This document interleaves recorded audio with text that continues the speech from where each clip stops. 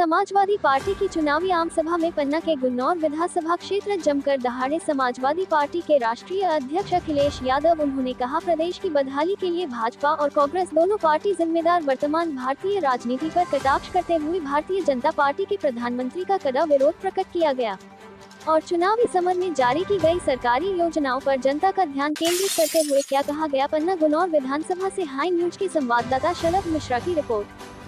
वो अपने घरों को वापस लौट लिए।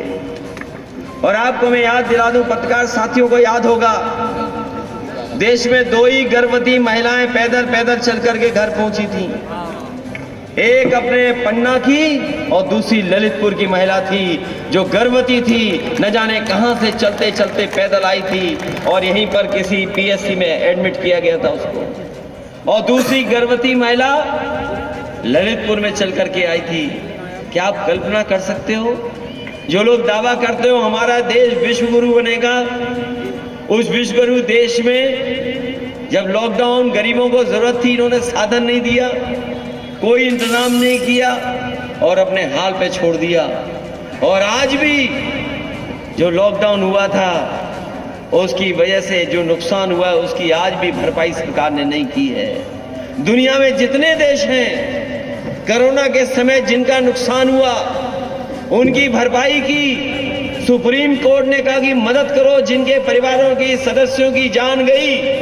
बताओ हमें, मध्य प्रदेश के लोगों, दिल्ली में भी बीजेपी थी, मध्य प्रदेश में बीजेपी थी, अगर किसी भी परिवार की उस समय मदद की गई हो तो हमें बता दो कि इस परिवार की मदद हुई थी, इस परिवार के सदस्य की जान गई और सरकार ने इनकी मदद की है। किसी की मदद नहीं की, किसी की मदद। ये वही सरकार वाले। पीडीए का कमाल देखिए, अब तो बीजेपी की भी भाषा बदल गई। बीजेपी भी कह रही है कि हम जाति जनगणना कराने के तैयार हैं। कांग्रेस पहले ही पलटा मार गई है। चमत्कार देखिए, जिस पार्टी ने कभी जाति जनगणना रोकी हो वो लोग कह रहे हैं कि हम जाति जनगणना कराएंगे। सवाल जाति जनगणना का नहीं है, जाति जनगणना के साथ साथ आबादी के हिसाब से हक और सम्मान देने का काम समाजवादी लोग करेंगे। और हम आपको भरोसा दिलाते हैं, गठबंधन पीडीए सहयोग करेगा। पीडीए हमारी स्ट्रेटजी है, रणनीति है, यही गठबंधन की मदद करेगा। क्या इंडिया को खत्म मान लिया जाए? इंडिया को खत्म, वो बात खत्म हो गई। वो बुजुर्ग हैं, उम्र ज़्यादा है, हम उनकी इज्जत करते हैं। उनको याद नहीं रहा होगा कि हम उनके मित्र पार्टी हैं। ये गलती उनकी नहीं है, हो सकता उम्र की गलती हो। लोकसभा चुनाव अलग लड़ेंगे क्या? ये मैं नहीं कहता हूँ, लेकिन मुझे उसी पर साथ नहीं लिया, हम तो उनके साथ ही गलती।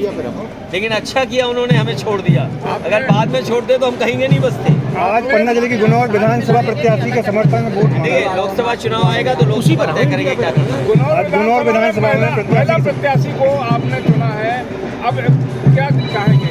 ये बीजेपी और कांग्रेस को सोचना चाहिए, जो नई लोकसभा में हम लेंगे क्वेश्चन। महिला नारी वंदन आरक्षण महिला बिल पास किया और उन्होंने अनुपात में नहीं लड़ाया, कम से कम समाजवादी तो इन्हें लड़ा रहे हैं। इसलिए चाहे बीजेपी और कांग्रेस और सब लोग इनकी मदद करें। लोकसभा में इंडिया गठबंधन साथ लड़ेगा अलग? अभी लोकसभा चुनाव आने दो, पीडीए की ताकत देखोगे, सब गठबंधन पीडीए से करेंगे। कुछ तो बता दीजिए। कुछ नहीं, मैंने आपसे कहा पीडीए की ताकत देखिए, उसके आसपास सब आ गए हैं, चाहे वो कांग्रेस हो चाहे बीजेपी हो। असली गठबंधन पीडीए से ही शुरू होगा। राहुल गांधी का नाम नहीं लिया है आपने कहीं भी? अब उनका नाम तो मैं नहीं लेता हूँ, ऐसे तो मैंने प्रधानमंत्री का भी नाम नहीं लिया। आप सोचिए, प्रधानमंत्री कह रहे 13 करोड़ लोग गरीबी रेखा से बाहर आ गए हैं, तो इसका मतलब मध्य प्रदेश के 7 करोड़ आ गए होंगे बाहर। क्या उनकी बात का यकीन करोगे आप? मध्य प्रदेश में समाजवादी पार्टी का कितना प्रभाव होगा, कितनी सीटें आएंगी? समाजवादी पार्टी समय समय पे जीती है और एक समय था बड़ी संख्या में जीती। बहुत सारे हमारे जीते हुए दूसरे दल में हैं, विधायक हैं आज भी। हमें उम्मीद है कि इस बार पहले से ज़्यादा समाजवादी पार्टी के जीतेंगे और इस बार अमिता यहाँ से जीत करके जा रही हैं।